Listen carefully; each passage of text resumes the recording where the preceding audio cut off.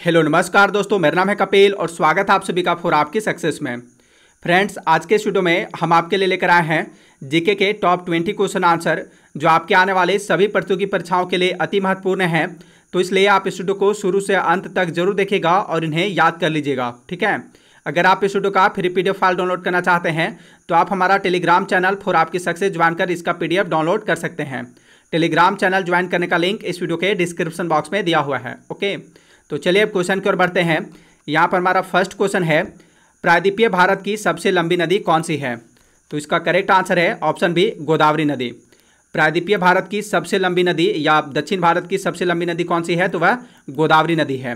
गोदावरी नदी की लंबाई कितनी है? तो इसकी लंबाई 1465 किलोमीटर है, ठीक है। गोदावरी नदी की लंबाई 1465 किलोमीटर है, 1465 किलोमीटर। नेक्स्ट क्वेश्चन है question number 2, global energy transition index 2020 में भारत का स्थान कौन सा है? तो देखिए, विश्व आर्थिक मंच द्वारा जारी ग्लोबल एनर्जी ट्रांजिशन इंडेक्स 2020 में भारत का स्थान 74वां है। यानी भारत को जो है इसमें 74वां स्थान मिला है। भारत 74वें स्थान पर है। पहले स्थान पर कौन सा देश है? तो इस इंडेक्स में पहले स्थान पर स्वीडन है, स्वीडन देश। नेक्स्ट क्वेश्चन है क्वेश्चन नंबर 3, गांधीवादी अर्थव्यवस्था निम्नलिखित में से किस सिद्धांत पर आधारित थी? तो गांधीवादी अर्थव्यवस्था जो थी वह ट्रस्टीशिप सिद्धांत पर आधारित थी, ठीक है। गांधीवादी अर्थव्यवस्था किस सिद्धांत पर आधारित थी? तो वह ट्रस्टीशिप सिद्धांत पर आधारित थी। ट्रस्टीशिप सिद्धांत जो है यह अमीर लोगों को एक ऐसा माध्यम प्रदान करता है जिसके द्वारा वे गरीब और असहाय लोगों की मदद कर सकें। नेक्स्ट क्वेश्चन है क्वेश्चन नंबर 4, दक्कन पठार के उत्तरी भाग को क्या कहते हैं? तो दक्कन पठार के उत्तरी भाग को क्या कहते हैं? तो दक्कन पठार के उत्तरी भाग को मालवा का पठार कहते हैं, मालवा का पठार।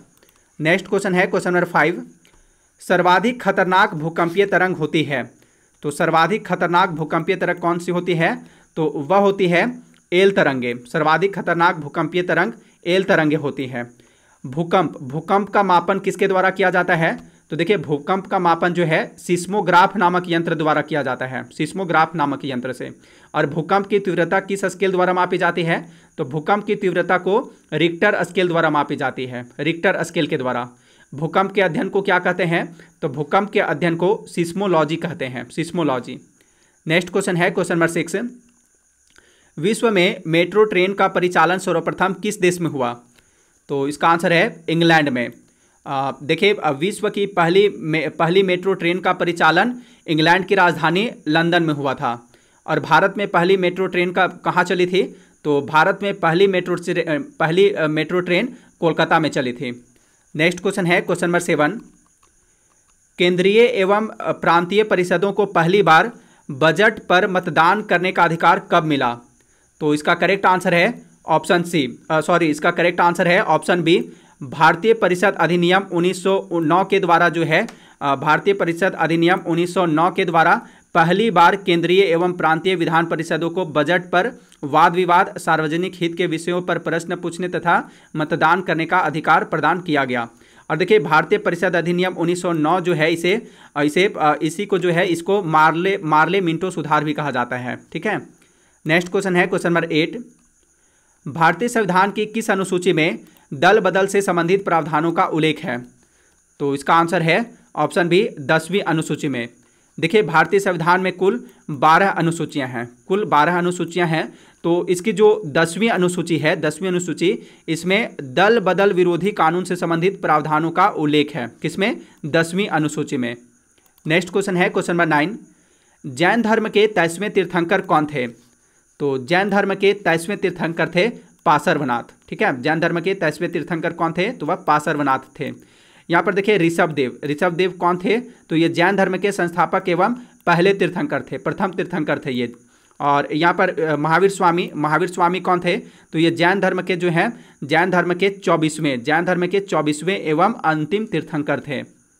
नेक्स्ट क्वेश्चन है क्वेश्चन नंबर 10, निम्न में से वर्ष 1919 में कौन सी घटना की वजह से रविंद्रनाथ टैगोर ने अपनी नाइटहुड की उपाधि वापस लौटा दी थी? तो वर्ष 1919 ईस्वी में रविंद्रनाथ टैगोर ने अपनी नाइटहुड की उपाधि जालियांवाला बाग हत्याकांड की घटना की वजह से लौटा दी थी। जालियांवाला बाग हत्याकांड कब हुआ था? और कहाँ हुआ था यह घटना? तो देखिए जालियांवाला बाग हत्याकांड जो है यह 13 अप्रैल, यह जालियांवाला बाग हत्याकांड 13 अप्रैल 1919 ईस्वी को 13 अप्रैल 1919 ईस्वी को पंजाब के अमृतसर में हुआ था। उस दिन जालियांवाला बाग में ब्रिगेडियर जनरल आर डायर के नेतृत्व में अंग्रेजी फौज ने निहत्थे लोगों और बच्चों सहित सैकड़ों लोगों पर गोलियां चलाई थी, जिसमें कई लोगों की मृत्यु हो गई थी। तो इस हत्याकांड के विरोध में जो है महात्मा गांधी ने केसर हिंद महात्मा गांधी जो है इस जालियांवाला बाग हत्याकांड के इस विरोध में जो है महात्मा गांधी ने केसर हिंद और रविंद्रनाथ टैगोर ने अपनी नाइटहुड की उपाधि जो है ब्रिटिश हुकूमत को वापस लौटा दी थे। नेक्स्ट क्वेश्चन है क्वेश्चन नंबर 11। राज्य विधायिका में धन विधेयक को केवल किसकी पूर्व सिफारिश पर प्रस्तुत किया जा सकता है? तो राज्य विधायिका में धन विधेयक को केवल राज्यपाल की पूर्व सिफारिश पर प्रस्तुत किया जा सकता है। केवल राज्यपाल की पूर्व सिफारिश पर जो है राज्य विधायिका में धन विधेयक को प्रस्तुत किया जा सकता है। चलिए नेक्स्ट क्वेश्चन देखते हैं क्वेश्चन नंबर 12। वॉल स्ट्रीट क्या है? तो वॉल स्ट्रीट क्या है? तो वॉल स्ट्रीट जो है यह न्यूयॉर्क में स्थित एक स्टॉक एक्सचेंज है। ठीक है, वॉल स्ट्रीट न्यूयॉर्क में स्थित स्टॉक एक्सचेंज का नाम है। नेक्स्ट क्वेश्चन है क्वेश्चन नंबर 13। भारतीय संविधान के अनुसार मानव का दुर्व्यापार और बलात् श्रम निषेध है, यह कौन सा अनुच्छेद में वर्णित है?